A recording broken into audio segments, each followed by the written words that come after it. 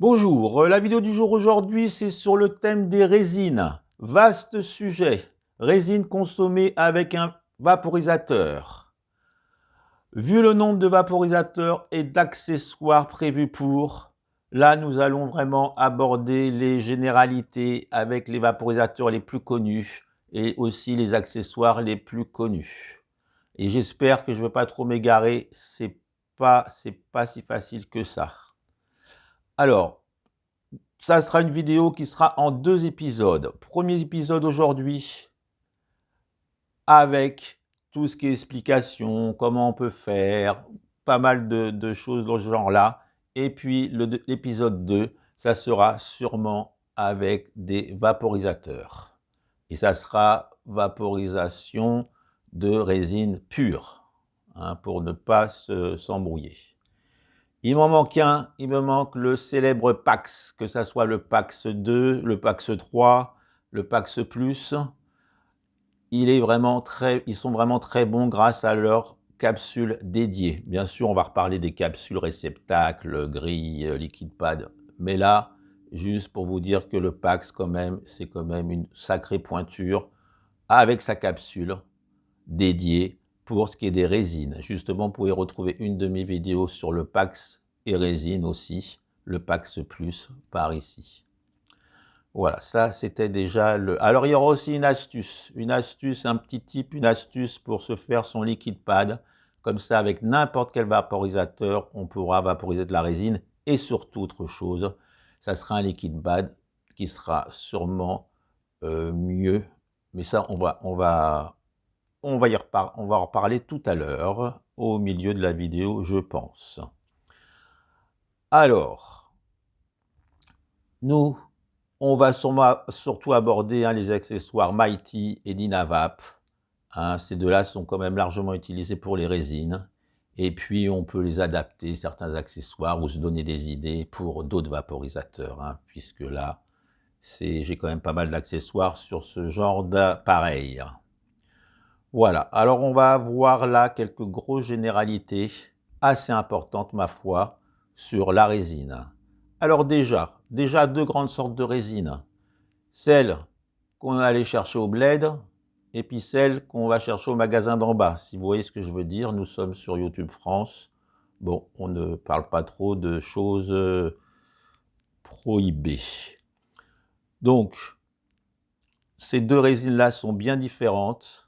Et puis, en principe, celles du bled, on va dire, sont un peu plus difficiles à vaporiser sous les 220 degrés, à moins de les rebroyer, regrinder plusieurs fois et de refaire une session. Par exemple, avec le Mighty, il y a pas mal de personnes, puisqu'ils montent qu'à 210, ils ont fini leur session, plus de vapeur, ils regrinent, ils remettent dedans, ils recommencent. Ou alors ils finissent avec du Dynavap, puisque les vaporisateurs à briquet fonctionnent bien aussi pour les résines, puisqu'on peut aller assez haut en température. Voilà, mais on va revenir justement sur les résines, la matière, voilà. Voilà, donc voilà, justement, ça dépend aussi de la matière, on va revenir dessus. Voilà, alors, pour les vaporisateurs, en règle générale, les vaporisateurs à briquet, à torche, sont plus efficaces, c'est ce que je viens de dire, puisqu'on peut faire des températures sub-combustion, juste à la limite. Alors après aussi, il y a les grandes familles de vaporisateurs, il y a aussi les vaporisateurs de bureau. Les vaporisateurs de bureau, eux, ont tendance à monter souvent haut en température, vers 240, 250, ce qui est très intéressant pour les résines. Et en plus, on a le temps, puisque c'est filière, on peut passer du temps à chauffer son produit sans souci, sans se soucier qu'on n'aura plus de batterie si ça dure trop longtemps. Voilà, donc genre XQ2, Darizer, Arborizer, Volcano, tout ça sont aussi pas mal pour faire la vaporisation de résine. Voilà, je pense que... Voilà. Alors certains diront aussi que c'est les vaporisateurs à convection pour le rendu des saveurs qui sont les mieux. Voilà, et d'autres trouveront que c'est les pures conductions, comme les Pax, Ace, Starry, sont aussi très bien parce qu'ils font beaucoup plus de vapeur et terminent bien l'extraction. Ça va descendre aussi, on va y arriver, il y a plein de paramètres à prendre et justement, on va parler maintenant de la texture de la résine. Et je pense que là, c'est un point très important pour savoir la résine qu'on a, quel vaporisateur on va utiliser ou quelle résine on pourrait trouver, acheter pour aller avec son vaporisateur. Voilà. Et justement, mon ami Monkey m'a fait un petit cours, puisqu'il est quand même calé dans ce genre de choses, m'a fait un petit cours justement sur ce sujet. Donc il y a 3 grandes familles de résines, qu'elles soient même du bled ou qu'on l'achète en bas de chez soi. Il y a 3 grandes familles. Il y a tout ce qu'on appelle la résine, comment dirais-je, Ice Olator, Bubbler Water Ash, Fred Frozen, Water Ash. Ça, c'est des résines qui sont extraits à la force du brassage de l'eau. Et le but est de garder le moins de matière végétale. Alors, c'est une résine très pure, puisqu'il y a moins de matière végétale, et qui bulle et qui fond entièrement à la chaleur. Donc, vous en mettez dans votre vaporisateur, vous ne retrouvez plus rien. Celle-ci, c'est le must. On peut même s'en servir pour des dabbers, enfin voilà. Après, nous avons la résine obtenue par friction à sec, comme dans le temps. C'est le drive sift. Elles sont passées au tamis et c'est des résines qu'on appelle à demi-fonte. C'est-à-dire que vous allez mettre dans votre vaporisateur, il va rester pas grand-chose. Et puis la troisième famille, c'est ce qu'on appelle les jelly ash, qui inondent le marché. Et justement, celle-ci, il peut y avoir problème. C'est des résines recomposées. C'est un peu la roulette russe selon les fournisseurs. Qu'est-ce qu'ils mettent dedans? Il peut y avoir du très bon, du très mauvais. Mais celles-ci, elles ne fondent pas, elles ne bouent pas, elles sointent, elles se délitent plutôt. Et d'ailleurs, celles-ci sont vraiment à vaporiser avec de la conduction, de la pure conduction, parce que justement, elles se vaporisent mal, elles sont trop grasses, trop huileuses, avec des produits dedans, on ne sait pas trop ce que c'est.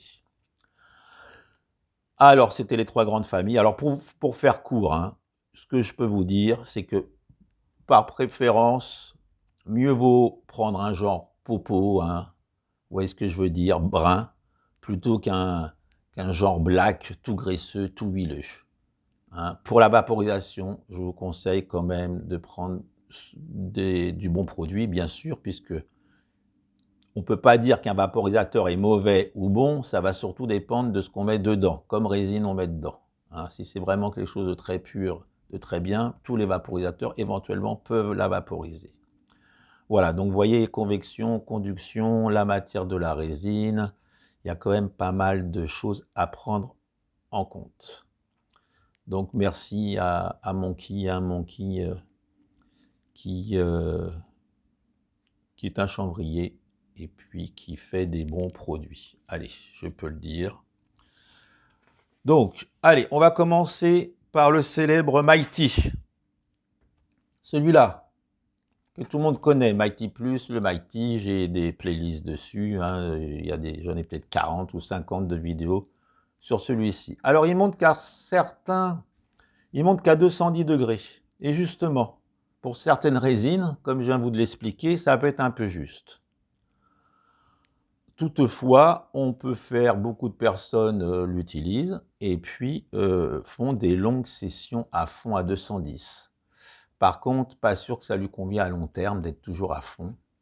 Le Mighty n'est peut-être pas l'idéal pour ne vaporiser que des résines, mais pour faire un mix de plantes et résines, pourquoi pas, puisqu'il y a plein d'ustensiles dédiés pour lui, pour faire de la résine.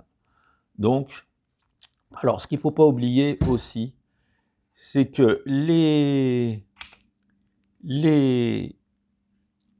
vaporisateurs d'herbes sèches, d'où leur nom, ont été plutôt conçus à la base pour des plantes, vaporisateurs d'herbes sèches, et bien moins pour les résines. hein, et c'est justement pour ça que, eh bien, c'est pas toujours au top. Tous les vaporisateurs ne, ne conviennent pas. Alors, comme il y a eu une demande hein, des utilisateurs, eh bien, les marques ont petit à petit créé plein d'ustensiles pour aider le vaporiste à vaporiser sa résine. Alors, ils ont créé des réceptacles à résine, des capsules, des liquides pads, des paniers, des grilles, des à coton. On va justement parler de ça puisque on arrive là dans le cœur du sujet. Alors, c'est quand même avec les plantes hein, qui fonctionnent le mieux en général, les vaporisateurs d'herbes sèches. Alors, revenons au Mighty. Il a vraiment de nombreux accessoires pour une vaporisation optimum pour chacun suivant ses goûts. Alors, on va y aller. Alors déjà, hein, voici le bol d'un Mighty, 0,3 grammes. Voilà. Pour au moins que vous... Alors, s'il y a des nouveaux qui arrivent là sur cette vidéo, ben, je vous conseille d'aller voir des playlists. Enfin, là, je peux pas non plus tout parler de tout, quoi. Déjà que ça va être assez compliqué, que je ne m'embrouille pas. Alors, alors nous avons déjà pour le Mighty, nous avons 5 capsules. Nous avons l'or, le verre, le titane, l'acier, l'alu. Nous avons des petits paniers, grille céramique, et puis capsule avec liquide pad, capsule avec grille, et puis encore des grilles divers. Alors sur ces 5 capsules, ça c'est celle en verre, sur ces 5 capsules, j'ai déjà fait une vidéo aussi qu'on peut retrouver. Hein. Donc les capsules en général favorisent la conduction. Hein, il suffit de mettre sa résine dedans. Il y a plus de conduction, ce qui est quand même intéressant puisque c'est emprisonné par l'air chaud, donc ça chauffe un peu plus. Le panier, je ne le conseille pas vraiment parce que ça favorise la convection et comme lui ne va pas ne va pas très haut, je ne pense pas que c'est bien. Après, on peut très bien mettre une grille céramique si vous voulez et puis vaporiser dessus. Voilà, capsule avec liquide pad. Voilà un liquide pad, par exemple. Liquide pad, il y en a plein d'autres, hein, on va y revenir dessus, ou même maintenant. Hein, le gros liquide pad du Mighty, justement, on va s'en servir tout à l'heure. Et puis, liquide pad en céramique aussi. Et puis, donc des liquides pads petits, grands, ça c'est pour le Starry. Donc de toutes les formes, vraiment là maintenant il y a beaucoup de liquide pad. Voilà, pour ce qui est des capsules, on a aussi ces capsules-là, mais par exemple pour le Ace, qui est là, hein, alors le Ace, j'en ai pas encore parlé, le Ace monte à 255 degrés, très bon pour les résines, un peu comme le Pax, pure conduction, et puis un batterie amovible, enfin bon, et donc on peut mettre des capsules dedans et mettre sa résine. Alors, capsule trouée, qui marche mieux, capsule non trouée, parce que souvent c'est pour aussi les huiles, et puis maintenant il y a même des nouvelles capsules qui marchent très bien, capsule peut-être du Smono 6, je crois, tout troué dans tous les sens. Et puis encore une autre là avec un coton à l'intérieur, capsule de, je ne sais plus lequel appareil, mais vous voyez, beaucoup de capsules, beaucoup de liquide pad. Donc tout ça, hein, on s'en servira à l'épisode 2. Voilà. Et donc pour le Mighty, vous voyez, il y a quand même donc, des capsules, des liquides pads, des capsules avec des grilles pour ne pas... Parce que ce que je ne vous ai pas dit, mais enfin je ne vais pas trop m'embrouiller, je vais suivre quand même mon script. Parce que sinon je vais m'y perdre. Donc voilà, il y a il y a aussi pas mal de capsules liquide pad. Alors justement, les liquides pads de coussinets à huile en acier céramique, tout ça je vous l'ai dit très bien sans avoir lu mon texte. Alors nous allons voir un peu plus tard comment faire un liquide pad soi-même, hein, parce que pour une meilleure efficacité. Alors déjà, le nettoyage des liquides pads, eh ben, c'est à la flamme, un coup de flamme, on crame ce qu'il y a dedans. Attention à ne pas faire trop rougir l'acier, par exemple. Les métaux n'aiment pas quand ça rougit. Ou alors, on peut aussi le mettre dans de l'alcool, enfin le faire bouillir. Enfin, il y a plusieurs façons. Voilà. Et puis, le petit panier, comme je vous l'ai dit, peut-être pas très très bien pour les résines. Alors, petit panier qui peut être intéressant pour le Tiny Mite, parce que le Tiny Mite, c'est celui-là. Hein, on le met, d'ailleurs, il y en a qui vraiment l'apprécient énormément pour les résines. On verra savoir pour l'épisode numéro 2. Il a une capsule dédiée pour les résines, ou alors il suffit de mettre sa résine sur les côtés, là, et puis elle se coince entre le verre et la résine, et puis on peut, ou avec du coton, enfin, on va justement y revenir. Hein, mais c'est des petits paniers qui vont aussi sur pas mal de vaporisateurs. Hein, le Q2, on s'en sert aussi. Enfin, bon, ça, c'était aussi... Vous voyez, c'est assez difficile de faire le tour de tous les vaporisateurs. C'est pas si simple. Hein, donc, il manque un peu de conduction, comme je disais, 3, 4. Alors, il y a aussi des grilles diverses, comme je vous ai expliqué, acier, titane, céramique. Alors, une méthode qui fonctionne très bien avec tous les vaporisateurs, c'est la fameuse méthode dite en sandwich. Une couche de plante, même voire de l'AVB, hein, le résidu de sa vaporisation. La résine au milieu, très finement hachée ou très aplatie. Faut vraiment, il y en a qui disent de la boulette, je n'y crois pas trop. Moins c'est compact. Ça va toujours dépendre avec quelle résine que c'est, hein, quelle matière, comme je vous ai expliqué tout à l'heure. Et après, on finit par une autre couche de plante, la méthode en sandwich, et là, on n'a besoin de aucun accessoire. Hein, je mets une couche de plante, je mets ma résine bien effritée, je remets, et puis ça peut aller très bien comme ça. Moi, personnellement, c'est comme ça que je la vaporise, souvent avec mon Volcano. Hybride, au tuyau, je fais des longues sessions. Voilà. Alors, peut-être une chose que j'oubliais aussi, c'est pourquoi prendre autant de précautions pour vaporiser la résine par rapport aux plantes. Eh bien, parce que si elle est un peu grasse, huileuse, elle peut glisser derrière la petite grille, rentrer dans le système d'airflow et tout boucher. Avec certains vaporisateurs, c'est très simple de déboucher. Avec d'autres, c'est plus compliqué. Donc, pour ne pas encrasser le fond de son bol, la grille du fond, eh bien, alors peut-être une toute petite remarque, il y a certaines personnes qui disent « Ah, mon vaporisateur ne tire plus, le airflow ne va plus ». Souvent, c'est la grille du fond qu'on ne se rend pas compte, qui est encrassée, et comme ça, on ne la voit pas, on l'enlève, on la regarde à la lumière, et là, on voit qu'elle est opaque. Bon, ça, c'est le petit... donc, voilà, ça peut tout encrasser, c'est pour ça qu'on a des systèmes. Alors aussi, bien sûr, il y a les systèmes, tout simplement, du coton bio. Il suffit d'en prendre un peu, de mettre sa résine dedans, et puis de la vaporiser, ou du chanvre dégommé, qui est un peu le même système. Hein, c'est pour ça que je les ai mis là, hein, pour essayer de ne pas m'y perdre. Donc, voilà, on l'entoure et c'est bon. Alors voilà, alors là on a vu à peu près les façons de consommer avec le Mighty. Alors bon, comme il ne chauffe pas trop, un beau préchauffage s'impose, quelques minutes de préchauffe avec un bol plein. On commence à 200 pour un peu tout ce qui est terpénique, pour avoir un peu de saveur, et on finit à 210 à fond.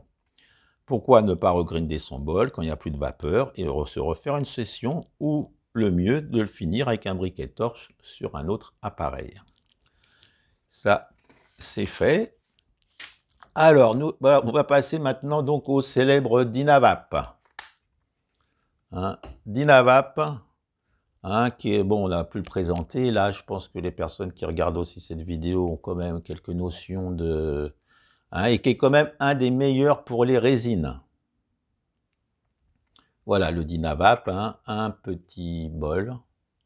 On peut aussi mettre la grille un peu plus haut, et puis se faire des micro-sessions, ou même avec la résine. Enfin voilà, alors j'ai déjà fait il y a quelque temps une vidéo dédiée dessus, sur Dynavap et les résines, que vous pouvez retrouver quelque part, hein, et puis il y a même 240 vidéos, si vraiment vous voulez vous égarer sur ma chaîne, vous en avez pour des jours, je pense, des semaines, voilà. Alors, il y a pas mal de sujets abordés justement, je vous invite à aller voir, à vous abonner, si le format vous convient. Je sais que je fais des vidéos longues, n'hésitez pas à les regarder entièrement, quitte à les mettre un petit peu en accéléré, mais le principal, c'est de les regarder entièrement, enfin du moins, ça m'arrange. Alors, Dynavap, tout rikiki, mais carrément costaud, et surtout très efficace. Il vaporise tout, hein, rien ne lui résiste. Bien sûr, ça c'est une fois l'engin maîtrisé, il y a une petite période d'apprentissage qui est nécessaire, c'est clair. En plus, Dynavap est customisable à souhait. Et nous avons plein, et là je ne vais pas rentrer, mais nous avons des stems, des câbles, des types, d'autres marques qui ont fait aussi Simrel, tout ça, qui ont fait des stems, enfin, où il y a d'autres qui copient. Hein, c'est vraiment un univers à lui tout seul, le Dynavap. Là, on va rester sur juste les généralités, comme je vous disais au début de la vidéo. Voilà. Hein. Alors, bon, déjà, les deux grandes tendances Dynavap, c'est les Dynavap avec le bol en acier. Hein, le bol, c'est ce qu'on appelle le type. Donc ça, c'est le bol, le type du M+. J'ai fait une vidéo dessus. Voilà, où en plus, on peut faire des très grosses extractions, puisqu'il y a une façon de chauffer. Bon, enfin, on ne peut pas revenir sur tout. On va revenir peut-être après. Donc, acier, hein, je parle surtout du type, et vous allez voir pourquoi. Donc, en type acier, nous avons le type du M20. Nous avons le fameux type du M19. Et puis, nous avons même aussi le type du B. Tout ça, c'est de l'acier. Et puis, nous avons aussi le en titane. Donc là, c'est le type du l'Omnivap en titane. Alors, ils ont chacun leur particularité. Il y en a qui tirent un peu mieux que d'autres. Enfin bon. Et puis là, nous avons le type en titane du Vong. Et puis les anciens types Omni. Omnivap, Omnivong. Et ça, c'est du titane. Alors, la grande différence entre les types acier et les types titane, est bien que l'acier, il est plus long à chauffer. Quand on va chauffer son acier, hein, bon, on chauffe comme ça, on chauffe, et puis une fois que ça clique, c'est bon. Et donc, avec les types acier, eh bien, c'est plus long à chauffer, mais ça conserve la chaleur plus longtemps. C'est plus long à refroidir. Le titane, lui, il chauffe plus rapidement et refroidit plus rapidement. Alors peut-être plus intéressant quand on veut se faire des tafs, des aspirations à la demande, le titane. Et puis, pourquoi pour les résines, peut-être prendre justement du type acier. Le type M19 est quand même réputé pour bien marcher, bien fonctionner. Donc, et puis nous avons aussi après des types, ça c'est Vapit, hein, c'est un type, je pense, acier avec un capuchon en verre.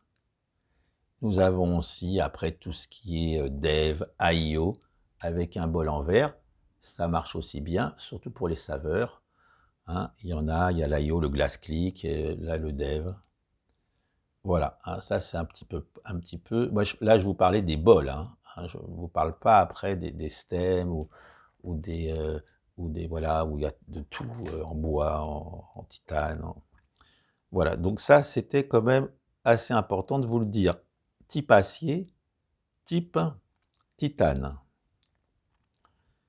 Voilà, mais on peut bien sûr utiliser des types titane pour vaporiser de la résine. Hein, et puis voilà, plus encore d'autres, comme je viens de vous le dire. Alors, bien sûr, on ne peut ne rien prendre pour vaporiser de la résine. On prend tout simplement sa résine, on en fait une fine lamelle, et puis on vient la coller sur le bord, ou la mettre au fond, comme on veut, et puis on vaporise. Le problème, c'est que la grille du fond va être très vite sale, pas toujours simple à enlever, hein. Bon, si, il suffit de l'enlever, il suffit de la pousser par l'intérieur, elle s'enlève. Bon, c'est un peu contraignant. C'est pour ça qu'on prend aussi des ustensiles, hein, et réceptacles pareils, capsules, on va y venir de suite, pour ne pas salir trop la grille du fond, pour que ça soit plus facile à nettoyer que de tout. Mais on peut s'en servir sans rien aussi. En sandwich aussi. Hein. Mais voilà, là, on se fiche un peu d'encrasser le passage de la vapeur ou de l'airflow, puisque de toute façon, on peut tout nettoyer sur un Dynavap, on peut entièrement le démonter, il est indestructible, mais c'est souvent pour ne pas être tout le temps en train de nettoyer son type qu'on met des accessoires. Alors, voilà, donc, on va donc parler des accessoires. Alors, pour les accessoires Dynavap, ça se passe de ce côté-là. Nous avons le fameux Dynacold, et d'ailleurs je crois qu'il est en titane, le fameux Dynacold, voilà, où ça c'est une genre de lamelle enroulée, et donc le problème c'est plutôt plus pour les cires, les concentrés, plutôt que, mais on peut s'en servir, mais ça coûte très cher. Enfin, je trouve que c'est cher pour ce que c'est. Nous avons des capsules trouées des deux côtés. Nous avons la capsule panier complètement perforée. Après, nous avons des petites grilles qui rentrent dans les paniers. Nous avons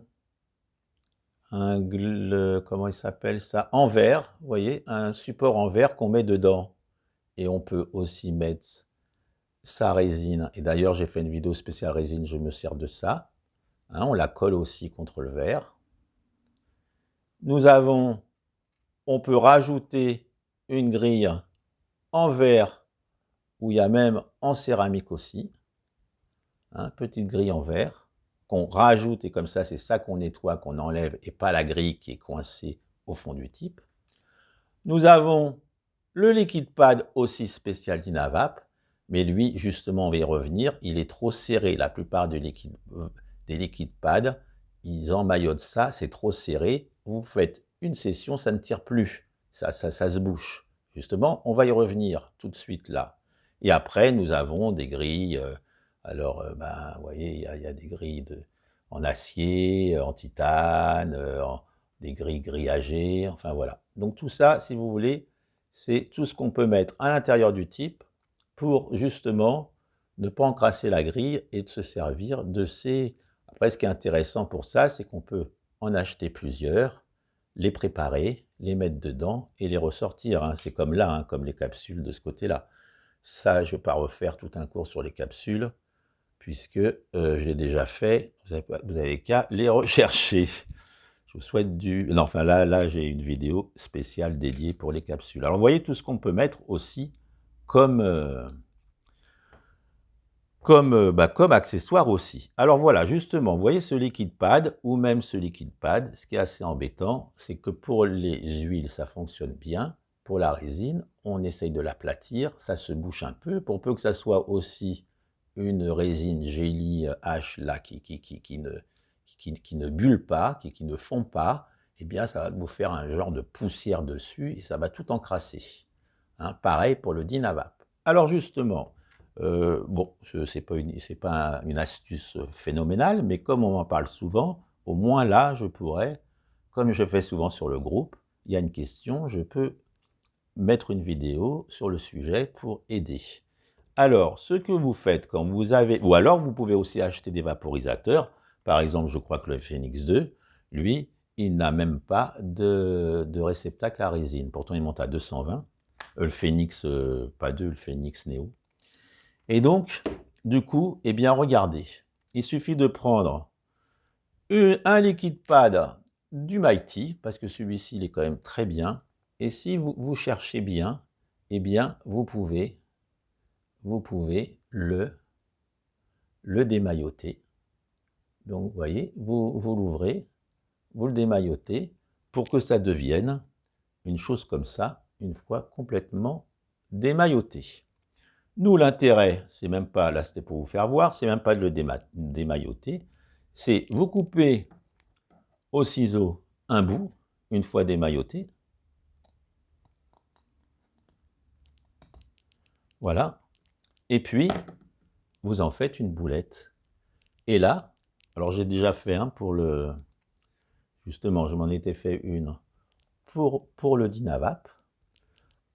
Et ce qu'on peut s'apercevoir, eh bien, comparé à ce liquide pad qui est complètement mais compressé, hein, vraiment, je ne sais pas si vous voyez, par rapport à la boulette que j'ai faite, beaucoup moins compressée, eh bien, il s'avère que ça tire bien, ça se bouche moins, ça se nettoie plus facilement. Et là, il suffit de se le mettre au bout de son bol. Et puis, on peut faire ses vaporisations, nettoyer que ça, et comme je vous dis, ne pas encrasser la grille du fond. Donc voici la petite astuce Dynavap, hein, qui peut quand même servir pour des personnes soit qui ont un vaporisateur, qui n'ont pas la possibilité, qui ont de la résine, mais qui n'ont rien pour faire, qui n'ont pas de coton, enfin, qui ne veulent pas le faire en sandwich, enfin bon, voilà. C'est une possibilité en plus.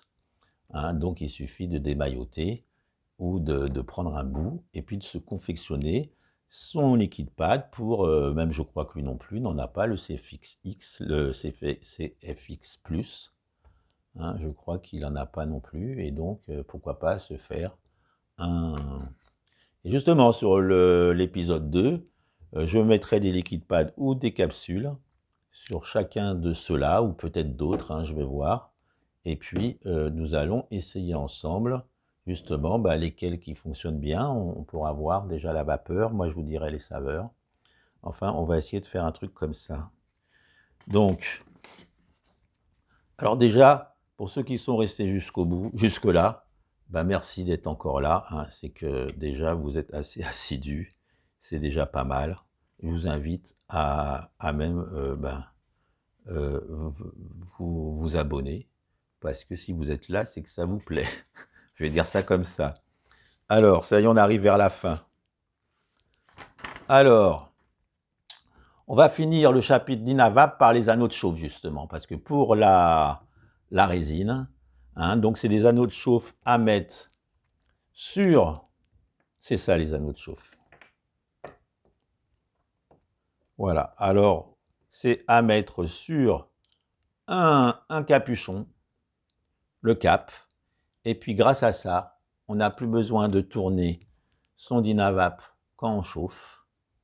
Et puis, c'est aussi intéressant avec un appareil à eau, puisque on peut le laisser sur l'appareil à eau et puis directement, enfin là on pourrait le tourner, mais on peut ne pas tourner, donc c'est assez intéressant pour ce genre de truc. Hein. Alors bien sûr, dans les briquets tout de suite, que j'ai peut-être oublié, ou non, je le dis peut-être après, mais bien sûr, dans les vaporisateurs à briquet, hein, nous avons aussi l'Elev Height Air, nous avons les briques, nous en avons, il y en a plein d'autres, hein, il n'y a pas que Dynavap, hein, et tout ça, tous les vaporisateurs plus ou moins à briquet vont bien avec la résine, puisqu'on peut chauffer comme on a envie. Il n'y a pas d'électronique. Si on a envie de chauffer un peu plus, on chauffe un peu plus. Hein, donc ça, peut-être que je le dis, mais peut-être que j'ai oublié de vous le dire. Alors, hein, avec, voilà, les anneaux de chauffe à mettre sur le cap. Voilà. Et puis, nous avons aussi les boîtes de chauffe, les IH. Mais, alors voilà, alors on utilise en principe un briquet tempête en général, voilà, une flamme, ça suffit largement pour chauffer les caps, les caps normaux, on va dire, et pourquoi pas avec les embouts, les anneaux de chauffe, pourquoi pas prendre un briquet avec 2 flammes, 3 flammes si on veut, parce que les anneaux de chauffe, comme je vous dis, et donc pour la résine, ce qui est bien, c'est que la chaleur reste bien plus longtemps, est bien plus uniformisée, et du coup, ça marche très bien pour les résines. Hein, voilà, justement, j'y viens, là, je ne suivais plus mon... Hein, puisque ça clique avec le... Respect the click, hein, le Dyna... Là, je m'y perds un peu, vous voyez, ça part un peu en vrille, mais c'est pas grave, on continue. Les anneaux de chauffe, justement, permettent une chaleur uniforme, comme je viens de vous le dire. Alors, on n'a plus besoin de tourner son vaporisateur, je viens de vous le dire aussi. Et la chaleur persiste plus longtemps. Donc, un anneau de chauffe avec souvent un type acier, eh bien, ça fait quand même quelque chose vraiment de très chaud. La chaleur est très uniforme. Hein. C'est ce que je conseille d'ailleurs d'Inavap, c'est de l'acier avec un anneau de chauffe. Voilà. Nous avons aussi, ce qui est sorti, j'ai aussi une vidéo dessus, un cap exprès, où là, il n'y a pas besoin d'anneau de chauffe parce qu'il est dedans. Donc on l'achète et on n'a plus besoin de tourner. Ça revient exactement pareil qu'à ça. Après, nous avons différents anneaux de chauffe. Nous avons du Simrel en cuivre, et je crois même que maintenant ils ont fait de l'acier, et je crois même plaqué or, si je ne m'abuse, Simrel. Et puis la Vapid, par exemple, il en a fait plusieurs, et c'est vrai que de différentes longueurs, autant prendre le plus gros pour faire de la résine par rapport aux 2 autres qui sont plus petits. Voilà. Hein, alors pour la chauffe, comme je vous l'ai dit, il y a un briquet, une flamme, 2 flammes pour les gros anneaux si on veut. Alors on peut aussi, attention, on peut se servir aussi de boîtes de chauffe. Hein, il y en a plusieurs, mais attention, avec certaines, on ne peut pas rentrer l'Armored, ce cap exprès là que je vous parlais, et pareil, avec un anneau de chauffe, tous ne rentrent pas. Il faut demander au revendeur. Et puis, on a même aussi l'Ispire, où là, tout rentre, il n'y a pas de problème. Même l'Armored, et je crois qu'il fonctionne. À chaque fois, j'ai un trou, mais on peut retrouver ma vidéo aussi. Donc, vous voyez, il y a différentes boîtes de chauffe. Ça peut être intéressant aussi d'avoir une boîte de chauffe. Par exemple, si on a une boîte de chauffe, je crois que l'UFO était quand même assez forte. Eh bien, pour la résine, ça ira mieux que pour les plantes. Voilà, là, je vous ai dit un petit peu tout ça. Voilà, il faut voir si c'est compatible ou pas. Voici, voilà. Hein, voilà, et donc, comme je vous disais, il y a aussi d'autres qui marchent très bien aussi, hein, à briquet, d'Anivap, en ville, voilà, Élève 8, et j'en passe. Hein, ils sont tous performants pour les résines, puisque on chauffe un petit peu comme on a envie. Attention quand même, en vaporisateur électronique, certains sont très décevants. Hein, ils ne fonctionnent pas, puisque déjà ils ne marchent pas très bien pour les plantes, alors pour les résines, c'est encore pire. Voilà. Bon. Alors, bon, je pense que j'ai pas pu vraiment vous parler de tout, puisque c'est quand même très vaste. Mais j'espère que là, pour certains, bien maintenant, ils savent que liquide pad, capsule, dédié, pas dédié, voilà, on peut quand même se faire, j'espère, on a une meilleure connaissance sur ce qu'on peut vaporiser et avec quoi. Voici, voilà. Alors, prochainement, hein, des tests résine pure avec plusieurs vapos. Je en prendrai 5-6, sûrement ceux-là, peut-être d'autres, je ne sais pas encore, mais au moins ceux-là. Voilà. Et puis alors, n'hésitez pas, hein, si vous voulez, en commentaire, me dire quel est votre set préféré pour les résines, puisque ça peut intéresser du monde. Hein. Beaucoup de personnes lisent les commentaires. Attention néanmoins, utilisez plutôt résine, plante, cire, concentré. Évitez certains mots là qui fâchent sur YouTube France. Hein. Il faut bien comprendre que moi, je fais des vidéos, souvent, j'emploie pas les mêmes mots. J'essaye toujours de faire attention, puisque, eh bien, il faut faire attention. Donc, voilà. Mais sinon, n'hésitez pas à mettre des commentaires, à dire des choses que j'ai oubliées, ou des vaporisateurs qui fonctionnent bien aussi. Hein, alors moi, j'ai pas sorti tous mes vaporisateurs, puis il y en a plein que j'ai plus, comme le Pax. Hein, mais là, je pense qu'on fera, voilà. Et le S, quand même, 255 degrés, il booste à 255, sinon c'est 240. Eh bien, avec son bol éjectable, il est quand même très bien. Il y a le Pax en conduction, il y a celui-ci. Certains disent que le Tinimite est très très bien aussi, avec la capsule que j'ai pas. Mais voilà, tout ça, ça sera dans une autre vidéo un peu plus tard, je pense. Voilà, je pense que j'ai dû oublier des trucs, mais j'essaye de pas lire, et après je m'embrouille un peu. Si je lis pas, je m'embrouille, et puis si je lis tout, ben on a l'impression que je lis. C'est peut-être pas... Enfin, je fais ce que je peux. Allez, je vous dis à la prochaine, à dimanche prochain, c'est reparti, hein, les vacances sont finies. Allez, ciao, ciao, bye bye.